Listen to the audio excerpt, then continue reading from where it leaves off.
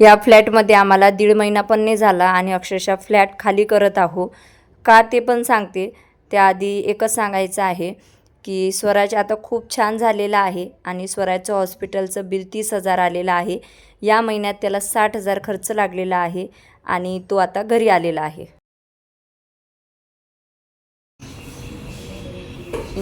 हात सोडवचे बाळा. बस आज आपल्याला घरी जायचं.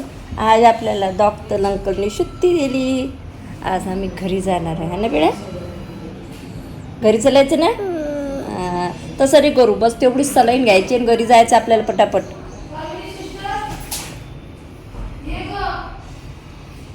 गणेशजी गणेशजी. तर आज आम्हाला डिस्चार्ज मिळणार होता, त्याच्यामुळे ना स्वराज आणि मी खूप आनंदी होती. आणि आज मला फ्लॅटसुद्धा खाली करायचा आहे कारण गणेशजी जायच्या अगोदरच त्यांच्या हाताने पूर्ण शिफ्टिंग मला करून घ्यायची आहे. तर स्वागत आहे तुमचं या ब्लॉगमध्ये ज्याचं नाव आहे मोहिनी हजारे. तर स्वराजला खाली आरतीला बोलावलेलं होतं आणि त्या दिवशी ना चतुर्थी होती. तर स्वराज मस्तपैकी आरतीला गेला आणि गणपती बाप्पांना तो धन्यवाद बोलत होता. त्याच्यानंतर डॉक्टरने आणून दिला आमच्या हातात हे प्रेमपत्र, ज्याच्यावर बिल होतं 17,500. ते बिल मी पे करून आली आणि मला खूप छान वाटत होतं की चला फायनली आता आम्हाला आज सुट्टी होत आहे. परंतु इतक्या लवकर सुट्टी होणे शक्य नव्हती, तरी पॅकिंग वगैरे करून ठेवलेली होती आणि स्वराजच्या सलाईन वगैरे संपूर्ण झाल्या होत्या. आणि आज म्हणजे तो खूप हॅपी होता की आज आपल्याला घरी जायचं आहे, कारण तो पण 1 महिना झाला कंटाळला होता, खूप कंटाळला होता. तर आज मग मी इथं पॅकिंग वगैरे करून ठेवली आणि त्याला लूज मोशन असल्यामुळे घरूनच मी हे म्हणजे सतरंजी वगैरे हे जे आहे ना रोज चेंज करून आणत होती, वॉश करून आणत होती. आणि डॉक्टरनी काही त्याच्यासाठी म्हणजे हे सांगितलं की आता इतक्या लवकर त्याला शाळेत वगैरे पाठवू नका, कारण त्याचा समर कॅम्प सुरू आहे, परंतु सध्या त्याला घरीच ठेवायला सांगितलेलं आहे. आणि आज त्याचे स्टिचेस पण काढलेले आहेत, ते कोरडे निघालेले आहेत आणि छान निघालेले आहेत. आता आम्हाला म्हणजे लाई घाई झालेली आहे घरी जायची, हो ना बेटा. लय घाई झाली ना घरी जायची. घरी गेल्यावर काय करशील? दिदिलेच मारणार. बाई बेकार कंडिशन होती. स्वराजला आणलं त्या दिवशी खूप बेकार कंडिशन होती. आज कुठं बिचारा छान झालेला आहे. आता हे काढायचं आहे आणि निघायचं आहे आपल्याला. हे नको बाबा, याच्या सुई असते, आपल्याला बिमारी होणार कोणती.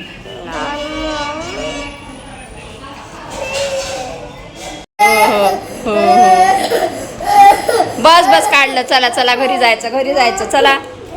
तर बिल पे वगैरे केलं आणि त्याच्यानंतर स्वराजच्या हातात जे सुई होती ना सलाईनची ते काढल्यानंतर तो भरपूर असा रडत होता बिचाराचा. एवढूसा हात आणि किती त्या हाताला त्रास. आणि खरंच तो ना सध्या खूप वीक झालेला आहे आणि खूप बारीक झालेला आहे.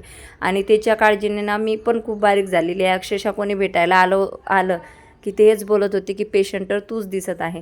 आणि मुलांना बरं नसलं ना तर आपल्याला पण काही म्हणजे सुधरत नाही. त्याच्यानंतर आम्ही मेडिकल वगैरे त्याचं घेतलेलं आहे आणि 4 ते 5 दिवसानंतर त्याला पुन्हा एकदा हॉस्पिटलमध्ये म्हणजे आणायचं आहे. आणि गणेशजीला पण आता जायचं आहे, कारण की 1 ते 1.5 महिना होते, म्हणजे 1 ते 1.5 नाही परंतु 20 ते 25 दिवस होत आहेत ना ते घरीच आहेत. तर हॉस्पिटलमधून निघालो आणि म्हणजे तिघांना पण एवढा भारी वाटत होतं ना. ॲक्च्युली आता 22 दिवस होतात नुसतं बाहेर आहो, पैसे खर्च होत आहे आणि कसं कामाकडे दुर्लक्ष होत आहे. त्यांचं पण नुकसान होत आहे आणि माझं पण नुकसान होत आहे, परंतु मुलांसाठी सर्व काही करावं लागते.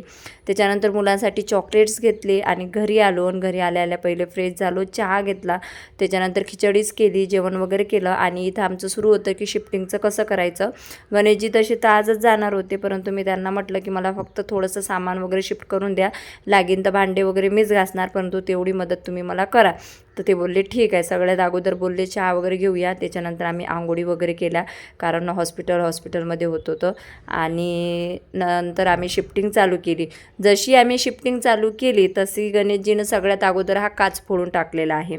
तर मला तर असं वाटलं होतं, परंतु हा काच फुटल्यानंतरसुद्धा मला काही रागवता आलं नाही, कारण मी म्हटलं रागावलं तर ते म्हणतील की एक तर तू शिफ्टिंगचं काढलं मधाचंच, 1-1.5 महिना झाला नाही तरी पण तू शिफ्टिंग करत आहे.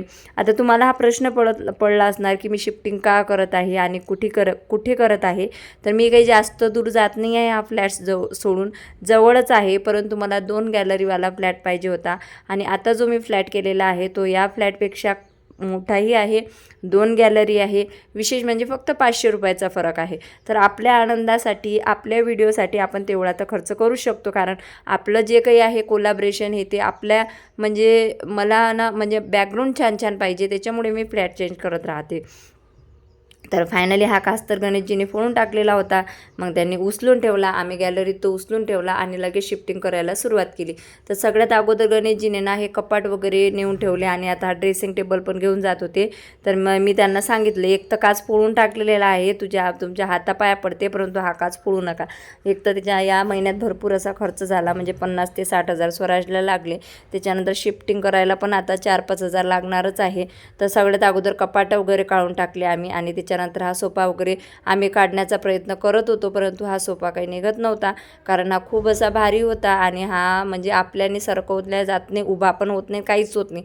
हा जागच्या जागीच हलवता येते. तर त्याच्यामुळं मग आमच्याच्याने तो काही झाला नाही. मग मी म्हटलं आपण सोफा जो चेंज करून देतो त्याला बोलवून घेऊया आणि नंतर आम्ही त्याला बोलवून घेतो. काय कांड केले आम्हाला फ्लॅट खाली करावा लागत आहे आणि तुझी लायकी नाही आहे पुण्यात राहायची, असं भरपूर लोक ना म्हणजे मला कॉमेंट करत आहे रील्सवर. तर मला त्यांना सांगायचं आहे, मी काही कांड केलं नाही, हा माझा अति हुशारपणा आहे जो मी फ्लॅट चेंज करत आहे. मला तर असं वाटलं होतं फ्लॅट चेंज करताना माझा नवरा माझ्यावर लय रागवणार की काय तमाशा लावला तू, 1-1.5 महिना झाला की लगेच, पण नाही. माझा नवरानं खरंच आता खूप समजूतदार झालेला आहे. मला कशात आनंद आहे हे बघतो तो. म्हणजे जसं मी त्यांना बोलली की मला हा फ्लॅट नाही आवडत आहे, मला 2 गॅलरीवाला फ्लॅट पाहिजे असतं, मोकळी हवा पाहिजे. तर ते म्हणतात तुला ना आधी हवेचा पाहिजे होता, आता इकडून छान इतकी हवा येते तरी पण तुझं तेच. तर मला दुसरा फ्लॅट आवडला जिथे 2 गॅलरी वगैरे आहे मस्त. हां, थोडासा शिफ्टिंगचा वगैरे त्रास होणार आहे, पण इट्स ओके. ते बोलले की शिफ्टिंगचा त्रास काही नाही आहे तुझ्या आनंदासमोर. आणि लगेच मग स्वराजला आणलं आम्ही हॉस्पिटलमधून आणि मग मी त्यांना सांगितलं की बाबा नाही, फ्लॅट चेंज करायचाच आहे.